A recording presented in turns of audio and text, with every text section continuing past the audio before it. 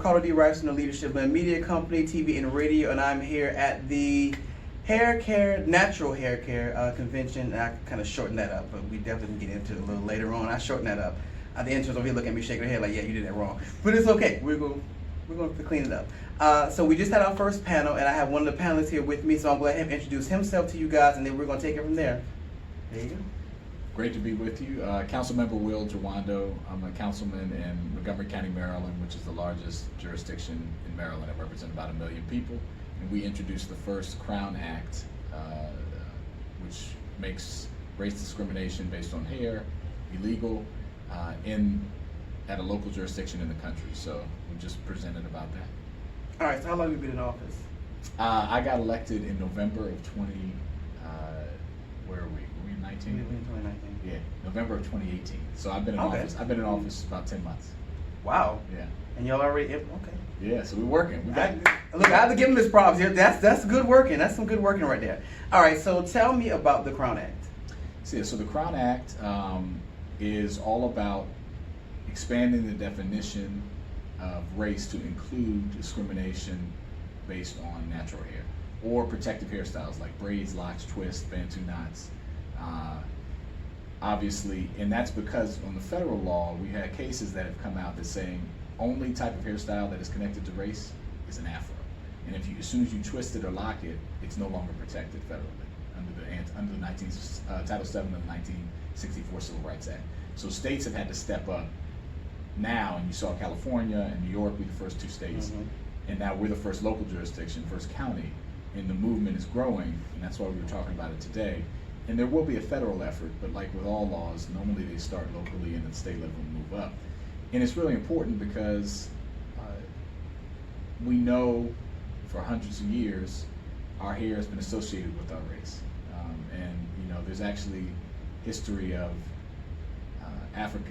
enslaved Africans having to, when they were being brought over, cover their hair so the masters wouldn't like to look at their twisted and adorned hair. Natural state. Yeah, and so, you know, you just think of the bonnets that were worn and things like that. So it's a long history, and we're still dealing with that.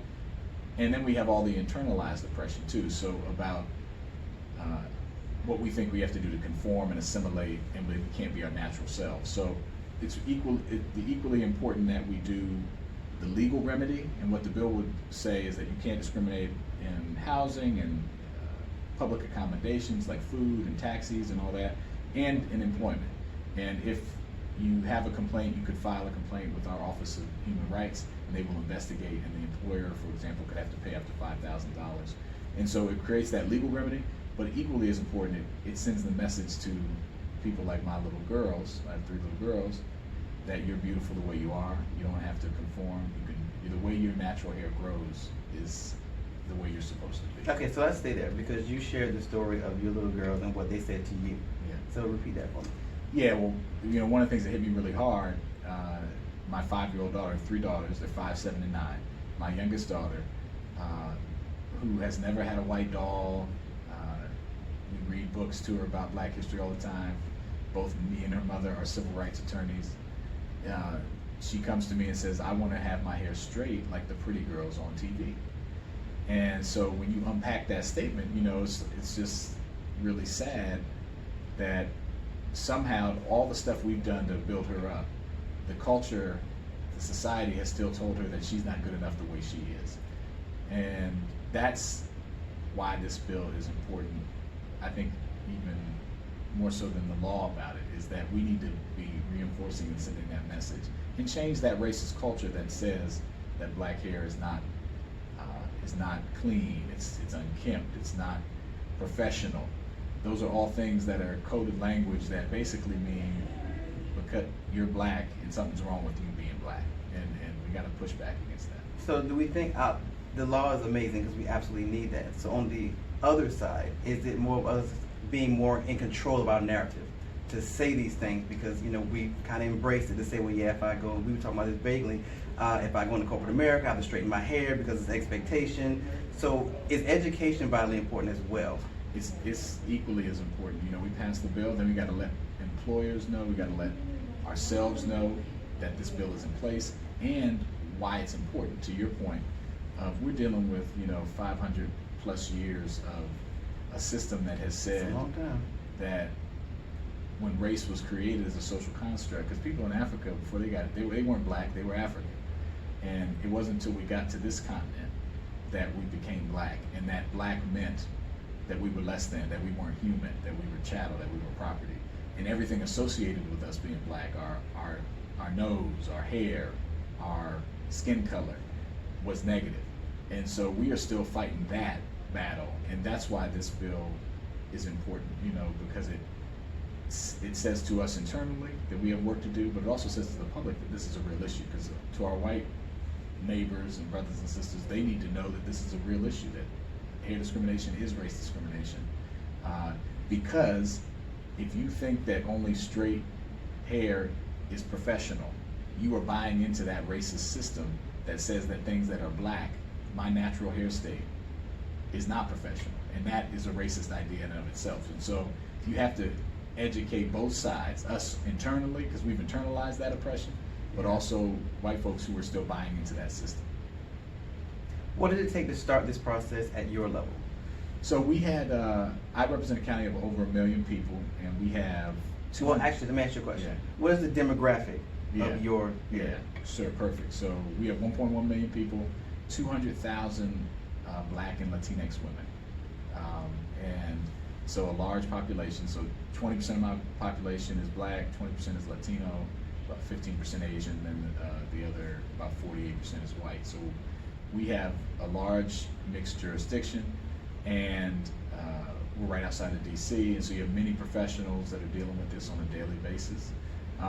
And so, obviously the personal story of my daughter was important, and I saw that California had, that's why I'm so glad the sisters here that pushed the California bill are here.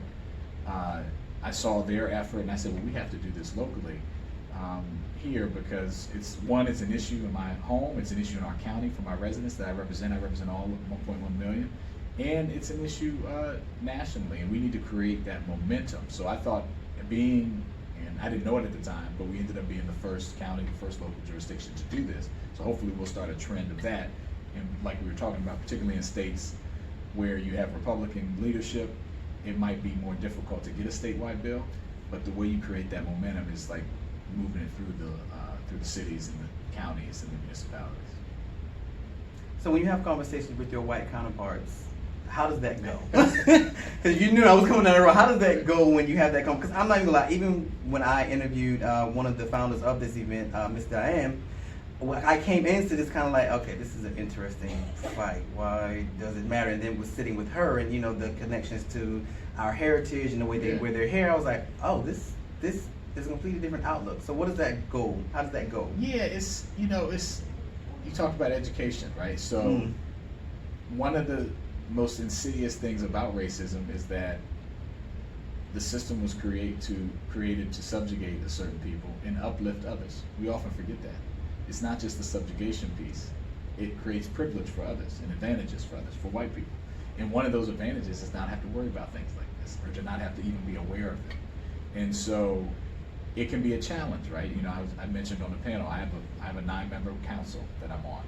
One of my colleagues, who's a friend of mine, older white man, he went to segregated schools.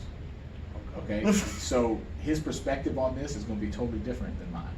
And so there's a lot of education. Then you have everything in between that needs to be done to say, hey, hair discrimination is connected to race discrimination, which is this legacy, and connecting those dots and being patient, but also persistent that this is not acceptable. And we were able to create, it was a great moment where we had dozens of women and men that have natural hair and have had discrimination come and testify before us about why this was so important. And you could see people just being enlightened about, like, they didn't even know this was an issue, because if it doesn't impact you, you're not going to know. You're less inclined to be vested.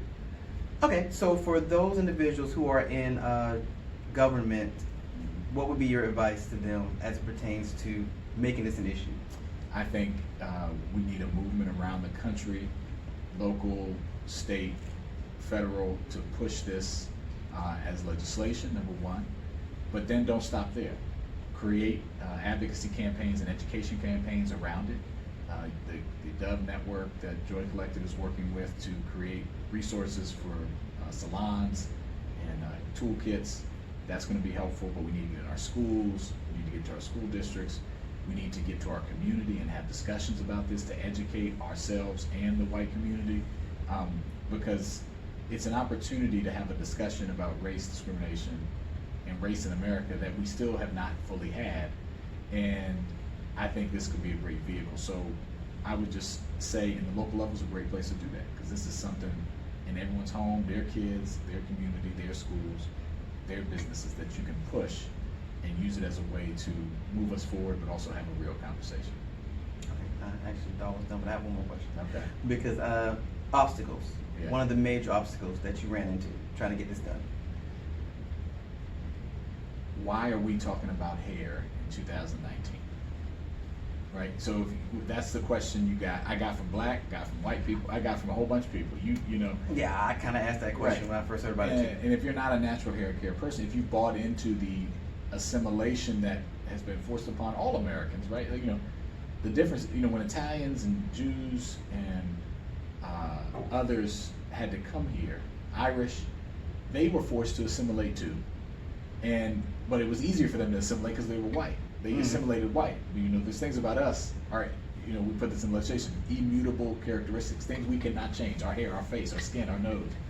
We cannot assimilate white.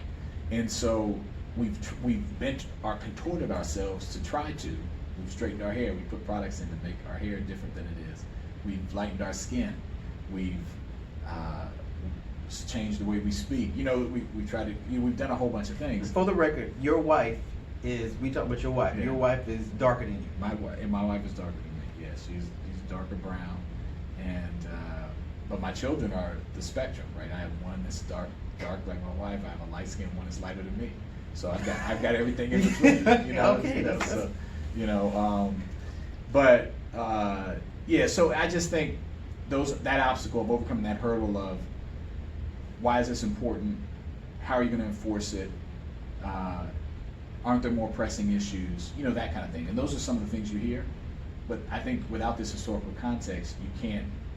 There's answers to all those questions, but you have to have the historical context to get it. All right, bye. So there you go. I'm not gonna hold him in long because I know they need him to do other stuff. So Crown Act.